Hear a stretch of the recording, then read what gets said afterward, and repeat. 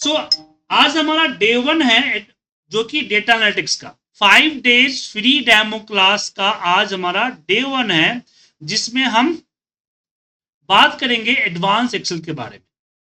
तो course syllabus के बारे में हम सभी आदमी को बता चुके हैं, समझा चुके हैं, तो कोर्स सिलेबस बताने की जरूरत नहीं है। फिर भी मैं एक मोटा मोटी बता देता हूं कि एक कंप्लीट डेटा एनालिटिक्स का कोर्स है जो जिसमें हमें 5 डेज फ्री डेमो क्लासेस है आपकी, जिसमें हम हर दिन एक एक सॉफ्टवेयर के बारे में बात करेंगे। Day 1 advance Excel, day 2 BVA micro programming, इसी तरह से आपका power BI, Tableau, SQL, Python, इन सब पे डिस्कस करें। ठीक है, सो आज हमारा डे 1 है और डे 1 में हम बात करेंगे advance Excel. So advance Excel में हम कुछ भी आगे बताएं उससे पहले एक छोटा सा क्वेश्चन आता है कि एडवांस एक्सेल क्या होता है। क्या एक्सेल के अलग अलग फीचर को, अलग अलग चीजों को एडवांस करते हैं? मतलब बेसिक और एडवांस का सेग्रीगेशन कैसे करें? अब बहुत सारे ट्रेनर, बहुत सारे इंस्टीट्यूट्स क्या करते हैं कि जो वी लुकअप, पिवट टेबल वगैरह को एडवांस कर देते हैं और छोटे मोटे चीजों को बेसिक कर देते हैं। लेकिन जहां तक मेरा मानना है एक बिल्कुल गलत है, क्योंकि माइक्रोसॉफ्ट ने कहीं भी ऐसा रिवील नहीं किया है कि ये फीचर बेसिक है या ये फीचर एडवांस है। Okay, basic advance depending the our use, but कैसे पता चलेगा, कैसे समझे? तो चलिए इसको हम दो एग्जाम्पल से समझाते। ठीक है, सिर्फ दो एग्जाम्पल। तो जैसे कि मेरे पास यहां एक सिंपल सा डेटा सेट है। अच्छा, आप सभी लोग सॉर्टिंग के बारे में जानते हैं?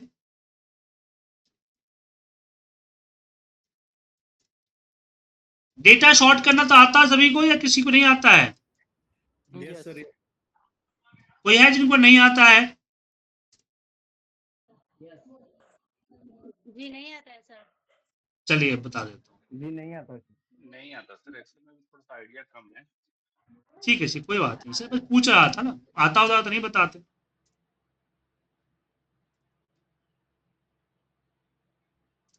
एक छोटा सा डेटा आपके सामने बनाए। छोटा डेटा बनाने के पीछे रीजन होता है ना कि हालांकि मेरे पास तो बड़े बड़े डेटा है, बड़े बड़े डेटा को यूज कर सकते हैं, बट छोटे डेटा पे आपको इफेक्ट जो है ना जल्दी समझ में आता है, इसलिए छोटा सा डेटा। तो यहाँ पे हमने कुछ नंबर्स लिख दिए आपके सामने। अब शॉर्टिंग क्या करता है? अब शॉर्टिंग में मुझे ये बताना है कि सबसे हाईएस्ट सेल कौन सा है। शॉर्टिंग में क्या बताना है? सबसे हाईएस्ट सेल कौन सा है। तो इसके लिए क्या करते हैं, इसके लिए हम यहाँ पे अपने डेटा को यहां इसमें होम में आते हैं, फिल्टर के अंदर शॉर्ट होता है कस्टम शॉर्ट, और इसमें हम जैन के according largest to smallest sort कर देते हैं। हम बोलते हैं डेटा में जाओ, जनवरी, जो यहाँ हेडिंग जनवरी है सिलेक्ट किया और इस बोला कि हाँ लार्जेस्ट टू स्मॉलेस्ट। तो इससे क्या होगा कि जो बड़ा अमाउंट है वो ऊपर आ जाए, उसके नीचे छोटा, उसके नीचे छोटा, उसके नीचे छोटा, उसके नीचे छोटा, इस तरह से। तो शॉर्टिंग ये काम ही होता। अब बेसिकली शॉर्टिंग इतना ही जाना जाता है। ठीक है, लेकिन अगर हम बात करें, अगर कोई बेसिक चीजें सिखाया तो आपको शॉर्टिंग में ही सिखाया कि भाई हाईएस्ट टू लोएस्ट होता है। बट मेरे पास क्या है कि एक छोटा सा एक प्रॉब्लम कि मैंने एक यहाँ पे एक समरी बनाई हुई है, मंथ वाइज या डे वाइज या क्वार्टर वाइज, इस तरीके से, और यहाँ पे हमने कुछ डेटा डाला हुआ। और मैं रैंड बिटवीन का फॉर्मूला लगाता हूँ, इसको इग्नोर कीजिएगा, ये रैंडम नंबर के लिए होता है। कॉपी किया और यहाँ पे पेस्ट। ठीक है, आपके सामने। तो प्रॉब्लम क्या हुआ कि बॉस को मैंने दिया, बॉस कहता है कि इसकी फॉर्मेटिंग वगैरह कर लेता हूँ, उसको सिलेक्ट कर लिया और यहाँ से अच्छी सी एक फॉर्मेट कर दिया, ऊपर हेडिंग को थोड़ा सा एक अलग कलर कर दिया, इसको सेंट्रल कर दिया, और हमने इसको अपने बॉस को भेज दिया। बॉस ने बोला दैट इज गुड, लेकिन मुझे ये भी बताना है। तो मोमिन जी, अगर स्क्रीन नहीं दिख रहा है तो रीज्वाइन कीजिए, आपके एंड से प्रॉब्लम है। तो यहाँ पे क्या है, जैन फेब मार्च आया, सही गुड है। अब यहाँ पे हर किसी को हर महीने टारगेट दिया गया है 70। अब मेरा बॉस का कहना है कि हर कॉलम के बाद एक ब्लैंक कॉलम ऐड करो, इस पे परसेंटेज का सिंबल लगाओ या कोई हेडिंग दूसरा लिखो और इसमें डिवाइड बाय 70 करो, फिर इसको नीचे के तरफ ड्रैग करो, फिर इसके ऊपर परसेंटेज अप्लाई। अब ये चीजें मुझे 12 महीने के लिए करना है, इसलिए करना है 12 मंथ के लिए करना है, ठीक है। अब यहाँ पे एक काम 12 महीने के लिए तो 5-7 मिनट लगेगा, हो जाएगा, ठीक है।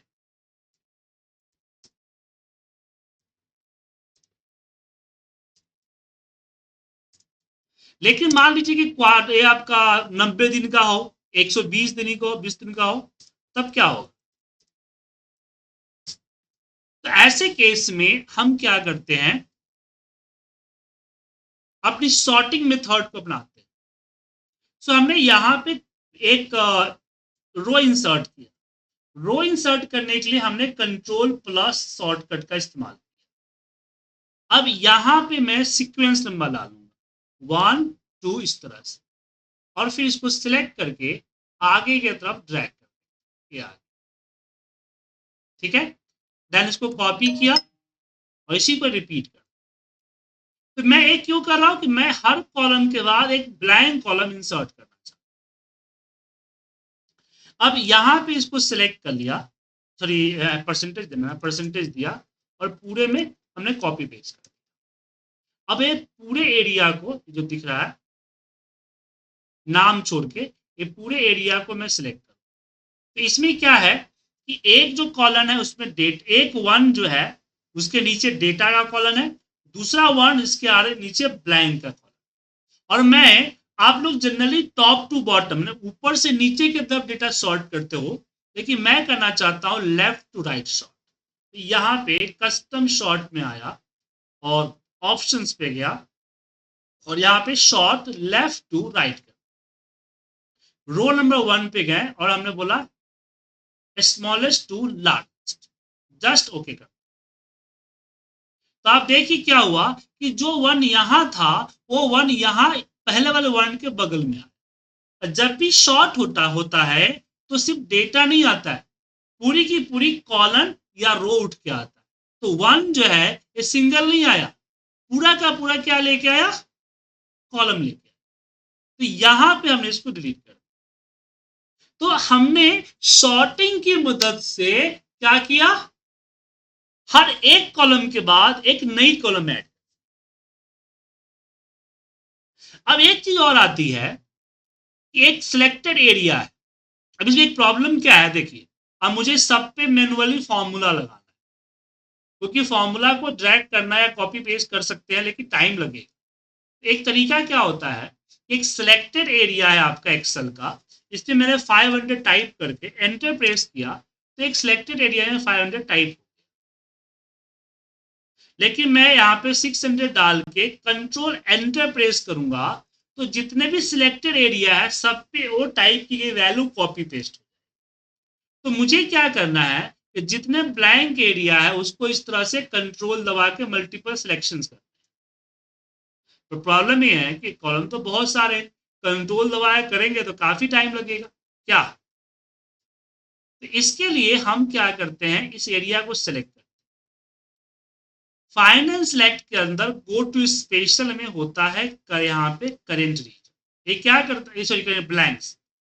तो ये क्या करता है कि इंटायर एरिया में क्या सिलेक्ट करना है, मैं बोला ब्लैंक को सिलेक्ट करना, तो पूरा ब्लैंक एक बार में सिलेक्ट। अब यहां मैं इक्वल प्रेस करूंगा और इसको डिवाइड करूंगा 70 और कंट्रोल एंटर प्रेस, रिजल्ट। तो मैंने समझाया कि नॉर्मल सॉर्टिंग या नॉर्मल एरिया सिलेक्ट करके इस तरह की टाइपिंग जब हम करते हैं तो ये आपको बेसिक सा लगेगा, लेकिन जब इसी चीज को एक प्रॉब्लम के ऊपर रखते हैं तो आपको एक बेनिफिट लगेगा। इसको एक और एग्जांपल से समझाते हैं। जैसे कि मैंने यहाँ पे 20 टाइप किया और यहाँ पे 30 टाइप, ठीक है। अगर मान लीजिए कि अगर 30 है 20, सिंपल से अगर 20 को मैं कॉपी किया, इसके ऊपर हमने पेस्ट किया, तो क्या हो जाएगा, 30 रिप्लेस बाय 20। लेकिन अगर मैंने पेस्ट स्पेशल और इसमें कर दिया मैंने यहाँ पे ऐड, तो पेस्ट स्पेशल जिसके अंदर एक फीचर होता है कि ऑपरेशंस का, जो सिलेक्ट करते हैं जहां से कॉपी किए हैं, जहां पे पेस्ट किए हैं, इन बिटवीन ये क्या हो जाएगा, कैलकुलेशन। इसमें जो भी सिलेक्ट किया, इसमें एडिशन सिलेक्ट किया तो एडिशन हो जाएगा, रिजल्ट विल पेस्ट, जैसे कि 50 यहाँ पेस्ट। एक बार और समझाता हूं, राइट क्लिक किया, paste special and we select here multiply, so you can see 5 multiplied by 20, result क्या होगा, 1000 या 1000 पेस्ट, 1000 सर 1000 पेस्ट हो जाएगा। अब इससे क्या सीखे, कुछ समझ में आ रहा है, नहीं समझ में आ रहा, बेसिक सा चीज है, हमें मल्टीप्लाई क्यों करना है क्या।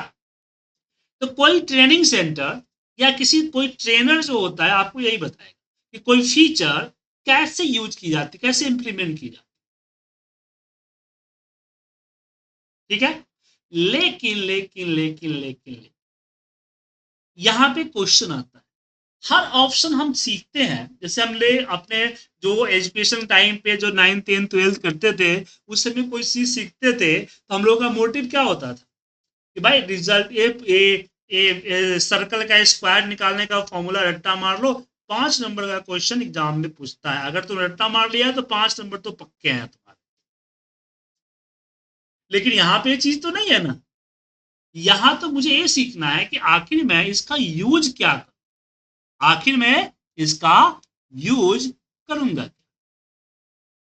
तो यहां पे चलिए एक प्रॉब्लम क्रिएट करते हैं आपके साथ। सो प्रॉब्लम से पहले कुछ चीज आनी है, एक्सेल में अगर मुझे परसेंट लिखना है तो यहाँ पे 20 और परसेंट का सिंबल देके एंटर मारेंगे, तब जाके 20%। हमने क्या किया, 20% किया तो 20%। अगर मैंने यहाँ पे 20 टाइप किया फिर परसेंट का सिंबल लगाया तो प्रॉब्लम, क्योंकि एक्सेल के अंदर 1 इक्वल टू होता है 100%। इट मीन्स मुझे बाद में परसेंटेज लगाना है तो 0.20 लिखूंगा, फिर परसेंटेज लगाऊंगा तो 20%। ये हमारा परसेंटेज का रूल है। अब यहाँ पे हमारे पास एक कलीग थे, मुझे डेटा भेजते थे, वो इस तरह के परसेंटेज का हेडिंग देते थे और नंबर्स मुझे भेज देते कुछ इस तरह से। अब कलीग के अकॉर्डिंग 27% है, बट एक्सेल के अकॉर्डिंग 27 द नंबर। मतलब अगर मुझे 500 का 27% निकालना है तो परसेंट सिंबल के साथ होगा, we just multiply together, result will be है। लेकिन 27 नंबर हुआ तो ये मल्टीप्लाई वाला सिस्टम काम नहीं करेगा, फिर मुझे अपने फॉर्मूले के अंदर डिवाइड बाय 100 करना पड़ेगा। अब यही प्रॉब्लम है, क्योंकि मैं बहुत सारे लोगों का डेटा अपने रिपोर्ट में यूज करता हूं और मैं फॉर्मूला चेंज नहीं करना चाहता। अब मुझे क्या करना है कि मुझे इस डेटा को अपने रिपोर्ट में यूज करने से पहले need to convert in the percentage. तो परसेंटेज कन्वर्ट करने के दो तरीके हैं। फर्स्ट कि मैं डबल क्लिक करूं और सब पे परसेंटेज का सिंबल अप्लाई करूं, लेकिन डेटा अगर 10-20 हजार रो का हुआ तो ये मुश्किल है करना, सो ये कैंसल। दूसरा तरीका क्या है, 0.27 0.77 और फिर इसके ऊपर परसेंटेज अप्लाई कर दो। सर ये भी तो वही चीज है, नहीं ये चीज नहीं है। इसके लिए इसका कुछ तरीका किया जा सकता है।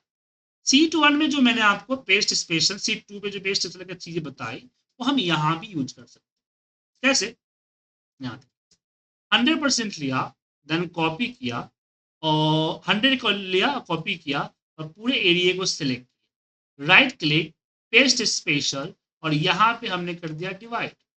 जब सारे नंबर्स 100 से डिवाइड होंगे तो रिजल्ट क्या आएगा?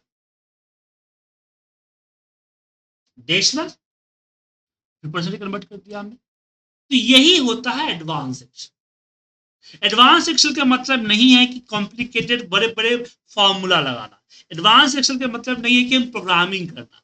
एडवांस एक्सेल का मतलब है कि जो फीचर्स हम लगाते हैं उसका हम एक ऑफिशियली यूज कैसे करें, हम अपने काम को माने कि शॉर्टकट के तरीके जल्दी कैसे, जैसे कि शीट 1 पे जो एग्जाम्पल बताया एंड शीट 3 पे example. This is the advance. So हमारी जो क्लासेस होगी उस क्लासेस के अंदर में हम आपको हर एंगल से इसी तरह की चीजें समझाएंगे। अब दो एग्जाम्पल और देता हूं डेटा विजुअलाइजेशन। अब एक इंटरव्यू में गया था तो मुझसे एक सवाल पूछा कि वी हैव ओनली 100%। अब तुम इसको शो, 100% माफ कीजिएगा, 45%। तो मेरे पास एक फिगर है 45%। अब इस 45% को तुमको शो करना चार्ट के जरिए। आप सभी लोगों ने चार्ट लगाया होगा तो ये चीज जानते होंगे कि चार्ट के लिए चाहिए डेटा। क्या चाहिए? डेटा। बट यहां तो मैंने सिर्फ एक सेल पे लिख दिया 45%। एक सेल पे जो 45% है उससे क्या शो हो? बोलिए, कुछ होगा? लेकिन इसका यूज हम लोग करते हैं, देखे बताता हूं। ये डैशबोर्ड दिख रहा है, इसमें देखिए 80% का यहाँ पे ये हुआ है, रिटर्न आया है। स्टॉक यहाँ पे जो है लेवल अवेलेबल स्टॉक जो है 80% है। तो ये दिख रहा है सर, ये 80% का दिख रहा है सर। जी जी दिख रहा है सर जी।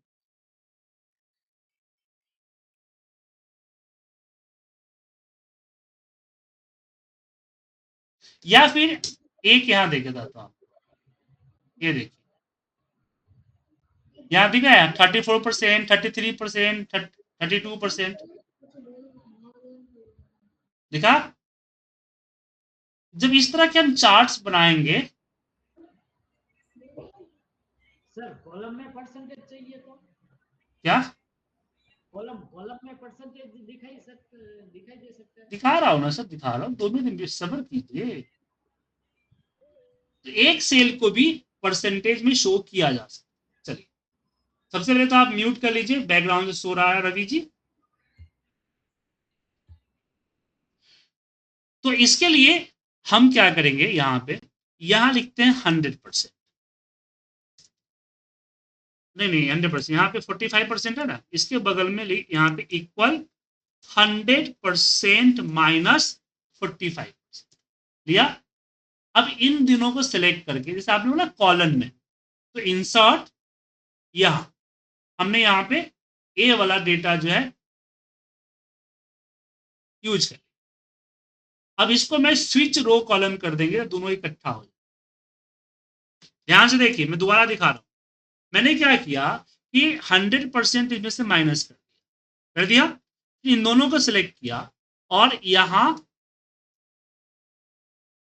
ये जो है कॉलम चार्ट जो है, इस कॉलम चार्ट को ले लिया और ए इसको, अभी दोनों अलग अलग दिख रहा है ना, इसको मैंने स्विच रो एंड कॉलम किया, दोनों इकट्ठा हो गया। अब इसको राइट क्लिक करके इसकी जो ओवरलैप है ना वो 100% कर, एक दूसरे के ऊपर मैंने चढ़ा। बट प्रॉब्लम ये है कि रेड वाला पहले आया, तो जब भी हम चार्ट को सिलेक्ट करते ऊपर सीरीज फॉर्मूला, इसको 1 कर, पीछे चला गया।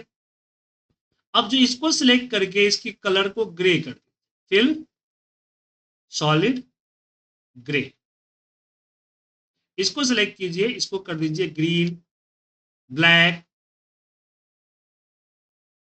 ठीक है, बाद बाकी जो ये हेडिंग वगैरह है इसको यहां से हटा दीजिए।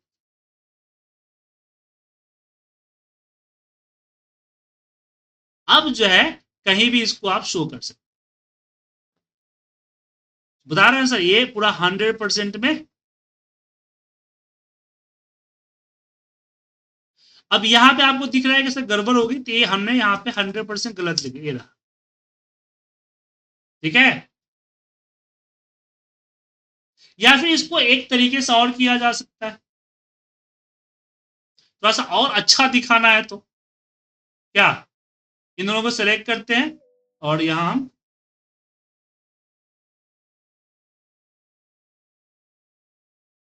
इंसर्ट करते हैं अपना ये वाला चार्ट, और इस वाले चार्ट में मैं इसको भी स्विच रो कॉलम करता हूं तो इकट्ठा हो जाएगा। राइट क्लिक करके फॉर्मेट डेटा सीरीज, इसकी जो गैप है उसको हटा देता हूँ, थोड़ा सा बड़ा, हाँ रहने देता हूँ। ओवरलैप को मैं 100%, तो इसको कर देता हूँ 2 को 1, पीछे आ गया। अब इसको थोड़ा सा मुझे अच्छा दिखा, तो सबसे पहले जो एलिजेंट विजेंट है उसको हटा,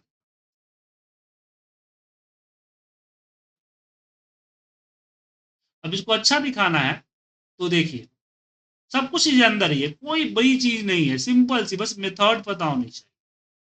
यहां से लिया और एक सिलेंडर लेता हूं, सिलेंडर में इसका जो आउटलाइन है वो रेड कलर कर देता हूं और थोड़ा सा मोटा कर देता हूं, वो तो पतला बहुत है ना, इसकी ब्रेथ बढ़ा देता हूं। और इसकी जो बैकग्राउंड कलर है ना उसको कर दिया नो पे। अब इसको मैं कॉपी करता हूं और इसको क्लिक करके इसके फिल में पिक्चर्स के जगह पे कॉपी पेस्ट में क्लिपबोर्ड कर देता हूं, तो अगेन मैं क्या करूंगा, देखिए हंसी भी आएगी आपको, इसको फिल कर और इसको बॉर्डर को कर दूंगा नो आउट, और वापस इसको कॉपी करूंगा, इसको सिलेक्ट किया, पिक्चर में गया और यहाँ पे पिक्चर्स एंड यहाँ पे क्लिप।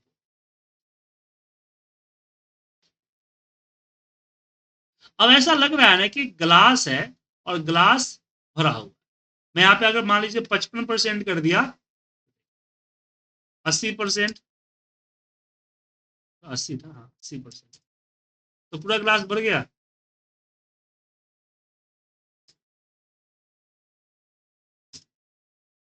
ठीक है सर। या फिर आपको स्पीरोमीटर टाइप में चाहिए तो उसका यूज जैसे 70% है यहाँ पे लिखा हुआ, तो यहाँ पे हम इक्वल 100% माइनस 70% करेंगे और यहाँ पे एक और 100%, मतलब कि इन दोनों को मिला के 100% और ये 100% अलग होना चाहिए, दोनों मिला के 200% होना चाहिए।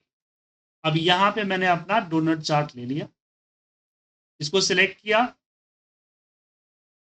पिक्चर्स इसमें इसका डोनट होल थोड़ा सा कम करता हूँ, उसके बाद इसकी जो एंगल और स्लाइस है 270 डिग्री पे कन्वर्ट करता हूँ ताकि नीचे 50% वाला नीचे आए। इसको क्लिक किया और इसका कलर जो है नो फिल, यहाँ से नो फिल नो आउटलाइन, इसको सिलेक्ट किया, इसको सॉलिड फिल कर देता हूँ और उसमें भी ग्रीन कलर, इसको लिया, इसको जो है सॉलिड फिल और ग्रे कलर, और थोड़ा सा इसकी लाइनिंग यहाँ से नो लाइन कर देता हूँ। इसकी जो है यहाँ पे सॉलिड लाइन है, इसमें व्हाइट की जगह पे ग्रीन कर दीजिए, ये थोड़ा सा बढ़ा, इसको करीब 15-16 के आसपास, 15-16 10 रहेगा, 10 से 10 का। अब देखिए 10%, ऐसा लग रहा है ना कि रिकवर कर रहा है, समझे। तो ये सब चीजें टेक्निक जो है आपको विजुअलाइजेशन में काम आए, डेटा विजुअलाइजेशन। अब ये चीज तो ठीक है, चलिए अब जैसे कि एग्जाम्पल में मुझसे एक सवाल पूछा गया था आज से करीब 16 साल पहले, और अभी तक मुझे याद है वो वाक्य। हुआ क्या था कि मुझे एक चार्ट दिया गया था बनाने के, जैसे ये चार्ट है ना, डेटा गया चार्ट, बोला कि इस पर एक चार्ट बना, तो हमने कौन सा चार्ट, कोई भी चार्ट बना, तो मैंने कोई चार्ट बना, और बोला कि चार्ट, तो यहाँ पे चार्ट बड़ा नहीं छोटा रहना चाहिए, और यहाँ से बोला कि एक अच्छा सा फॉर्मेट पिक कर लो, तो मैंने ये वाला फॉर्मेट पिक कर लिया। अब उसका कहना क्या था कि जब मैं इस पे क्लिक करूं तो जूम होना चाहिए, बात समझ में आया सर? क्लिक करना चाहिए तो जूम होना चाहिए। ये करीब 15 साल पहले की बात है। एक कंपनी में इंटरव्यू देने गया था, तो वहां पे पूछा था, तो मैंने बोला वीवीए इस्तेमाल कर दूं? नहीं नहीं, प्रोग्रामिंग नहीं इस्तेमाल करना है, बिना प्रोग्रामिंग का इसको जूम कर।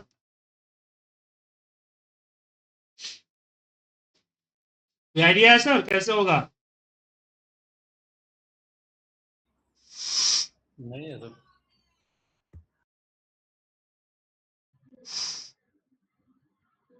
राउंड शेप पता है में मैग्नीफायर ले सकते हैं। मैंने क्या किया पता है सर? मैंने इसको कॉपी किया, एक सीट ऐड किया, उसमें पेस्ट किया और इसको बड़ा कर, फुल पेज, ठीक है ना? फुल पेज इतना बड़ा किया कि एक पेज से पूरा आना चाहिए, थोड़ा सा छोटा कर, एक पेज पे आना चाहिए। फिर इसके बाद हमने इसको हाइपर लिंक कर, इंसर्ट में गए, यहाँ पे लिंक, बुकमार्क, शीट 7 एंड ओ, और फिर वापस इसको सेलेक्ट किया, अगेन इसको मैंने कर दिया यहाँ पे link, bookmark, sheet 6 and O, and O. अब क्या हुआ कि जैसे इस पे क्लिक किया, बड़ा हो गया, छोटा, बड़ा, छोटा, बड़ा, छोटा। अब उसको ये समझ में आया कि हो कैसे रहा है भाई, इसे किया कैसे? मैंने कुछ नहीं किया, मैंने इसकी एक कॉपी बड़ी बना दी और दोनों का आपस में इंटरलिंक कर दिया। एक पे क्लिक किया, बड़ा हो गया, वापस इस पे क्लिक करूंगा, छोटा हो जाएगा। अब ये इल्यूजन क्रिएट कर दिया, समझे? मैंने क्या किया? इल्यूजन क्रिएट कर, उसने कम से कम नहीं भी तो आधा घंटा से ऊपर उस पे वो ऐसे क्लिक करके देखता रहा कि भाई हुआ कैसे, कर कैसे गया, कि कैसे हुआ, क्या हुआ। आधा घंटा बाद पूछा किया कैसे तुमने? मैं बोला कि मैं बताऊंगा तब, जब सिलेक्ट करेंगे तब। तो ठीक है, तुम सिलेक्टेड हो, बताओ। मैंने ही बोला कि कुछ नहीं किया सर, इसका एक कॉपी दूसरे सीट पे बड़ा बना दिया, दोनों का आपस में इंटरलिंक कर दिया। आपको काम से मतलब है ना, लीजिए हो गया जूम, क्लिक कीजिए, जूम इन हो गया, जूम आउट हो गया, zoom in, zoom out, zoom in, zoom out, तुम्हें पता चल जाएगा। पता नहीं चलेगा ना, ये जो नीचे जो सीट टैब दिख रहा है ना, उसको हटा दीजिए, हाइड कर दीजिए। यहाँ एक्सेल के ऑप्शन में सेटिंग होता है, जिसके जरिए आप से यहाँ पे, यहाँ एडवांस के अंदर ऑप्शंस होते हैं शीट टैब का, शो शीट टैब नीचे आइए, शीट टैब, इसको अनचेक कर दीजिए। अब पता चल रहा है कि सर ये जूम हुआ या जूम आउट हुआ, दूसरे सीट पे गया, मुझे पता चल रहा है?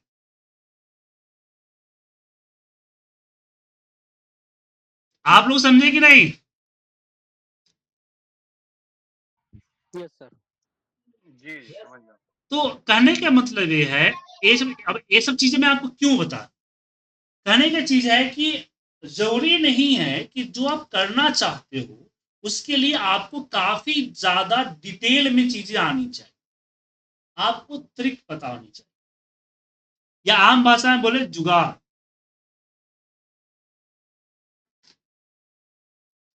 समझे? चलिए, चार्ट के बाद हम बात करते हैं फंक्शन। सबसे पहले हम बात करेंगे कि क्या मैं अपने लिए खुद का फॉर्मूला क्रिएट कर सकता हूं? बिल्कुल कर सकते हैं। अब यहां पे क्वेश्चन आता है कि क्यों खुद का फॉर्मूला क्रिएट क्यों कर?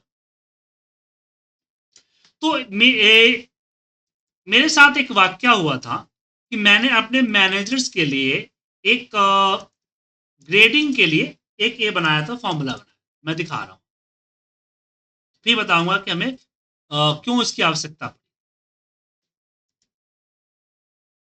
तो एक सेल्स थे और मुझे यहाँ पे उसके इंसेंटिव निकालने थे, और इंसेंटिव के लिए उनके पास था स्लैब 0 to 40, 41 to 80, 81 to 100 और ग्रेटर देन, कुछ इस तरह। 40 पे मैंने 500 देना है, 1000 देना है, 1500 देना है एंड 2000, ये इंसेंटिव स्लैब। तो इसके लिए मैं उस समय नया नया एक्सेल सीखा था, तो मैं वहां पे लिखा कि इफ, ये 2004 की बात बता रहा हूं मैं, ठीक है। तो उस समय हमने इफ किया, इफ इसको सिलेक्ट किया, बोला कि ग्रेटर देन अगर इक्वल टू, नहीं लेस देन, माफ कीजिएगा, लेस देन इक्वल टू अगर 500 है तो, सॉरी 1400, क्या हो गया, 500 है। अगेन इफ लगाया, अगर ये लेस देन इक्वल टू 80 हुआ तो 1000, then if less than equal to अगर 100 हुआ तो 1500, अदरवाइज अगेन इफ सिलेक्ट किया, less than equal to greater than 100 हुआ तो यहाँ पे 2000, एक। अब मैंने फॉर्मूला लगा तो दिया, अब मेरा जो मैनेजर था वो कहता यार फॉर्मूला लगाया कैसे, कैसे काम कर रहा है, मुझे समझाओ थोड़ा। अब मैं उसको कई बार समझाया, फिर भी उसको दिक्कत हो गई, नहीं समझ में आ रहा था। जब भी उसको लगाना होता तो आके कहता है सुजीत बताओ यहाँ पे कैसे लगेगा, तो लगाओ, हर बार प्रॉब्लम। तो मैंने रियलाइज किया कि कॉम्प्लिकेटेड फॉर्मूला अगर हम लगाते हैं और उस फॉर्मूले को अगर किसी और को उसको फॉर्मूले में कॉपी करना हो वो भी मुश्किल होता है।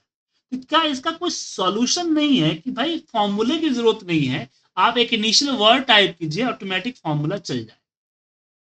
तो उस समय मैंने इस्तेमाल किया था डिफाइन ने, मैंने इसी फॉर्मूले को उठाया और यहां फॉर्मूला बार के अंदर डिफाइन नेम में गया और यहां पे आईएनसी नाम दे दिया, और जो फॉर्मूला वहां लिखे हुए थे ना वो फॉर्मूला मैंने यहां पे, देन ओके। अब मुझे नीचे क्या करना है, इक्वल आईएनसी देना है, आईएनसी, और ऑटोमेटिक इसने रेफरेंस भी ले लिया और मेरा रिजल्ट दिया। तो जो डिफाइन नेम होता है वो फॉर्मूला को इसके अंदर ले लिया, और इसमें हमने डॉलर साइन नहीं लगाया था तो ऑटोमेटिक इसने A2 को A3 कर दिया और पूरा का पूरा रिकॉर्ड देखिए चला दिया। तो उस समय फॉर्मूला मर्जिंग मेथड था, लेकिन एक प्रॉब्लम था कि अब ये रन जो होगा सिर्फ इसी सीट पे रन, अगर हम किसी और सीट पे रन करने की बात करें तो नहीं रन, क्योंकि उस समय इसका कोई सुविधा नहीं था। तो सेम सीट पे वर्क करता था, और सेम सीट पे वर्क करता था, सेम लोकेशन, जैसे मुझे यहाँ पे करना है तो मैं यहीं पे लगाऊंगा फॉर्मूला आईएनसी तो वर्क करेगा, अदरवाइज वर्क नहीं। मैं चाह के भी कहीं और रेफरेंस कहीं और से नहीं ले सकता, फिक्स होता है। लेकिन फिर आया आपका नया एक्सेल 2019, उसमें एक फॉर्मूला आया लैम्डा। क्या आया? लैम्डा। लैम्डा फॉर्मूले के अंदर हमें पैरामीटर और कैलकुलेशन देके खुद के फॉर्मूले बनाने के तरीके मिले।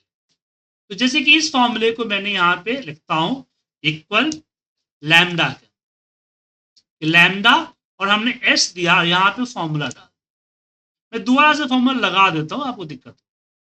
तो एस ले लिया, इसमें कोई रेफरेंस सिलेक्ट नहीं किया, मैंने एस दे दिया, पैरामीटर ले लिया, जैसे वेरिएबल्स कहते हैं मैथमेटिक्स में एक्स वाई जेड लेते हैं और एक्स इक्वल टू 100 डाल देते हैं, सेम उसी तरह से।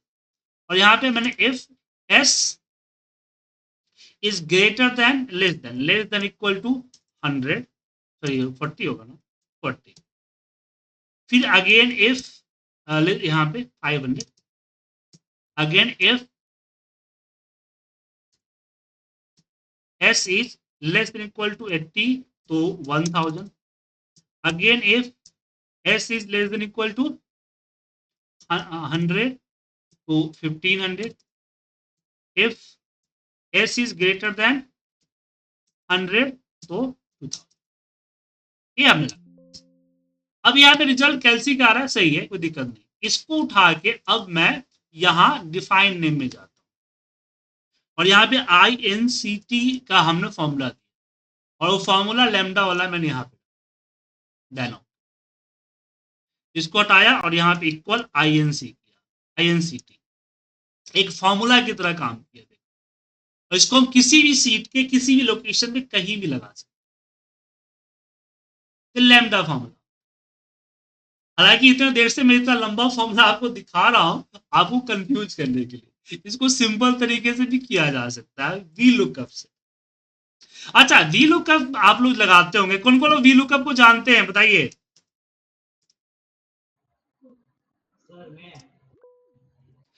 तो ये बताइए वी लुकअप के लास्ट में 1 क्यों लगाते हैं, जो 0 1 क्यों लगाते हैं वो ट्रू आपको और फॉल्स के लिए, जी, एग्जैक्ट वैल्यू के लिए। ट्रू ट्रू ट्रू और फॉल्स के लिए, क्यों लगाते हैं? ट्रू और फॉल्स के लिए। वो तो समझ में आता है ट्रू फॉल्स, लेकिन मत क्यों? ट्रू फॉल्स तो लगाते हैं, लेकिन क्यों? यहाँ पे सर आप देखिए VLOOKUP लगाए, यहाँ पे सर आप VLOOKUप लगाए तो अप्रोक्सीमेट मैच आपका ले लेगा, मतलब अब 1 यहाँ लगाएगा यहाँ तो 0 के हाँ, वैल्यू आपके यहाँ टान के ले लेगा। लगभग नहीं कर, ये तो गलत है, आपको लगभग नहीं होता है। फॉल्स मींस एग्जैक्ट जैसे वैल्यू आपका 0 है, नहीं, मैं समझा रहा हूँ, मैं समझा रहा हूँ, समझिए। देखिए यहाँ अगर मैंने यहाँ पे 0 कर दिया तो एग्जैक्ट मैच करेगा, मतलब 70 मिलना चाहिए। लेकिन यहाँ पे अगर 1 कर दिया तो बहुत सारे लोगों का कंफ्यूजन क्या होती है, 1 मतलब कि आसपास का, जी नहीं, 1 का मतलब हुआ ग्रुप लुकिंग। तो ये सर्च करेगा कि 70 किससे बड़ा है और किससे छोटा है। तो 70 41 से बड़ा है और 81 छोटा है, तो इसके सामने वाले जो वैल्यू है उसको शो करेगा। मिलता जुलता नहीं करता है, इसका मतलब होता है ग्रुप लुकिंग। तो अगर मैं इसको इस तरह से लिख दिया, हर किसी का स्टार्टिंग पार्ट यहाँ पे लिख दिया, तो वी लुकअप लगा के हम यहाँ पे इसको लुकअप कर सकते हैं। बस इसके जगह पे हम 0 के जगह 1। मोस्टली इंटरव्यू में ये चीज पूछते ही हैं कि बताओ 1 का एग्जाम्पल दो। हम लोग आपकी तरह भी बोलते हैं कि ट्रू फॉल्स या मिलता जुलता, अप्रोक्सीमेट में मिलता जुलता हो गया ना, लेकिन इस तरह से ग्रुप लुकिंग, इस तरह एग्जाम्पल दीजिएगा तो पता चलेगा। अच्छा, इसका कोई अल्टरनेटिव है? अगर वी लुकअप ना लगाए तो कोई और फॉर्मूला है जिससे कर सकते हैं हम?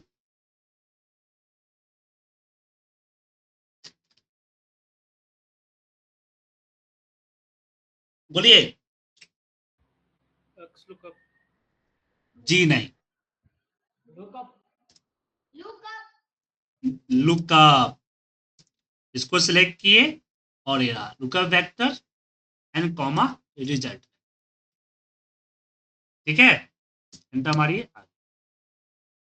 एक्स लुकअप से भी किया जा सकता है, ठीक है, लेकिन एक्स लुकअप सारे पीसी में होते नहीं है ना, इसलिए मैंने मना कर। If not found match more, exact match, नहीं, एग्जैक्ट हो गया, next smaller item, etch match और नेक्स्ट स्मॉलर आइटम।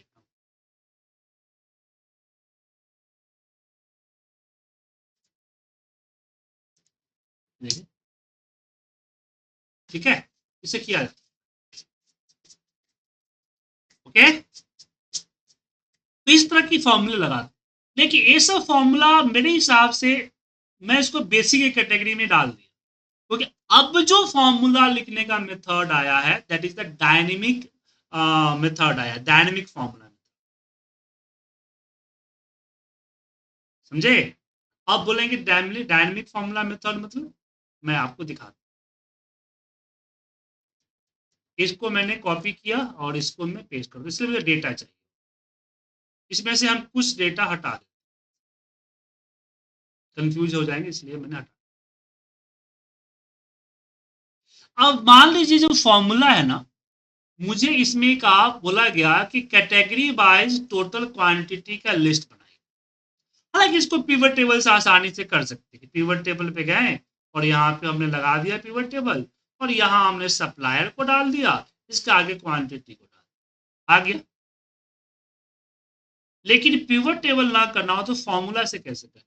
जो ट्रेडिशनल फॉर्मूला जो अभी तक यूज होते हुए आए हैं वो क्या है? तो सबसे पहले तो मैं इसका यूनिक लिस्ट निकालूंगा कैटेगरी का। तो यहां पे हमने दिया यूनिक। अब ये जो इसका ये जो टेबल है, और इस टेबल का नाम मैंने डीटी रख रखा है, तो हम सिलेक्ट करने की जरूरत ही नहीं है, हम यूनिक फॉर्मूला लगाया और यहां पे दिया डीटी, और डीटी में कैटेगरी, तो ये हमारा लिस्ट ऑफ कैटेगरी है। अब इसके आगे मुझे क्वांटिटी का टोटल चाहिए, तो इसके लिए आता है सम इफ का। क्या आता है? सम इफ। सम इफ के अंदर हमने बोला कि इस कैटेगरी के अंदर जाओ इस कैटेगरी को क्वांटिटी से सम तो समान। अब मैं इसको नीचे ड्रैग करूं, बट प्रॉब्लम क्या होगा पता है, अगर नई कैटेगरी आ गई, जैसे कि मैं यहाँ पे डाल देता हूं TRG, ये देखिए नीचे गायब हो गया ना सर, नीचे नहीं आया, मैनुअली मुझे ड्रैग करना, क्या करना पड़ेगा, मैनुअली ड्रैग, यही प्रॉब्लम। अब यूनिक जो फॉर्मूला है वो dynamic array formula, dynamic array formula वो होते हैं जो मोर देन वन सेल में रिजल्ट देते हैं, जैसे कि sum, if, sum, count, max, mean, ये सब जो है नॉर्मल फॉर्मूले हैं जो कि रिजल्ट एक सेल में देते हैं। लेकिन यूनिक हो गया, फिल्टर हो गया, शॉर्ट हो गया, ग्रुप बाय हो गया, पिवट बाय हो गया, ये फॉर्मूले एक टेबल के फॉर्मेट में या मल्टीपल सेल्स में रिजल्ट देते हैं। तो अगर मुझे इसको करना है कि ये रिजल्ट कितना भी बढ़ सकता है, घट सकता है, क्योंकि ये डेटा के ऊपर डिपेंड करता है, तो बार बार मुझे इसको ड्रैग करना पड़े, उससे अच्छा है कि जी के आगे जो है, जो जी है इसके आगे हम हैश लगा, क्या लगा दे, हैश। तो हैश लगाते ही ऑटोमेटिकली उसकी जो डायनेमिक एरे रेंज है उसको इसने पिक कर लिया। जब मैं इसको एंटर मारूंगा तो इसके साथ चल, कल के डेट में अगर यहां अगर कुछ बढ़ता है, जैसे मैं एक रख देता हूं मैं ऑप्श, तो ऑटोमेटिक बढ़ गया सर। लेकिन मुझे अगर अब यहाँ पे तो ये हो गई थोड़ा सा ट्रेडिशनल, थोड़ा सा इंटरमीडिएट हुआ, लेकिन अब जो लोग फॉर्मूला लगा रहे हैं वो कहते हैं कि मैं अलग अलग सेल में फॉर्मूला क्यों लगाऊं, दो दो सेल में फॉर्मूला क्यों लगाऊं, ये दोनों फॉर्मूला यहाँ एक सेल में होना चाहिए। तो ये दोनों फॉर्मूला जो आपको दिख रहा है उसको हम लोग लगाते हैं एच स्टैक, एच स्टैक, और एच स्टैक में हमने अपना पहला फॉर्मूला लगाया यूनिक, यहां कॉपी कर लेता हूं सबसे अच्छा, ये रहा एच स्टैक, ए इक्वल एच स्टैक, इसके अंदर फॉर्मूला इक्वल होना पहला, और दूसरा फॉर्मूला जो क्वांटिटी का है सम इफ में है ना, ये दूसरा सम इफ का फॉर्मूला है, इसको उठा और यहां पे भी इसको डाल, सॉरी इक्वल लग रही,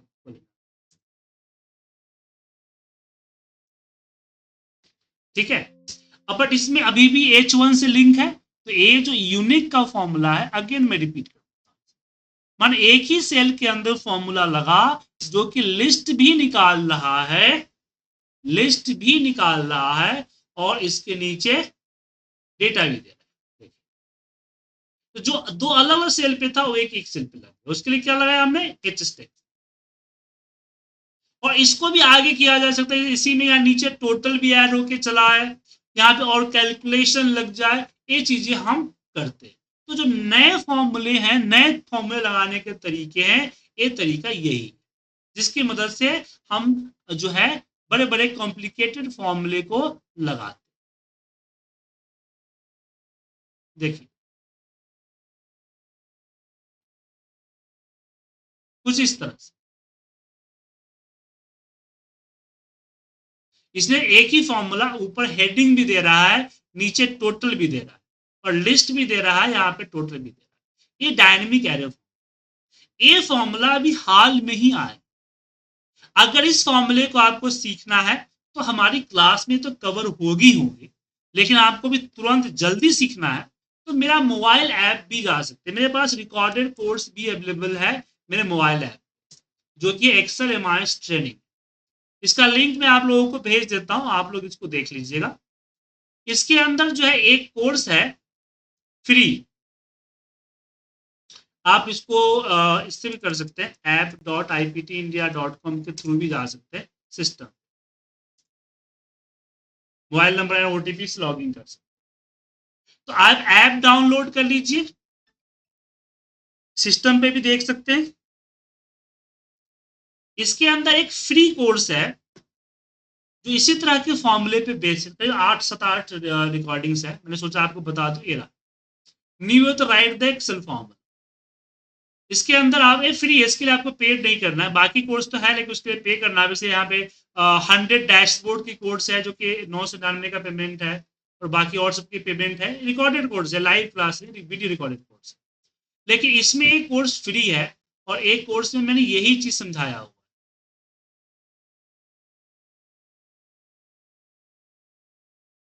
ठीक है, 8 वीडियो इसके अंदर पड़ा हुआ है, एक चीज साथ इसका फाइल भी है, इसको कर सकते हैं। मैंने प्ले स्टोर का लिंक आपको व्हाट्सएप कर, तो डायनेमिक एरे फॉर्मूला जिसकी मदद से हम बड़े बड़े फॉर्मूलेज के जरिए डायरेक्टली रिपोर्ट्स बनाते हैं। तो हमारी क्लासेस के अंदर जो आपकी स्टार्ट होगी वो क्लासेस के अंदर ये आपका पूरा का पूरा कवर।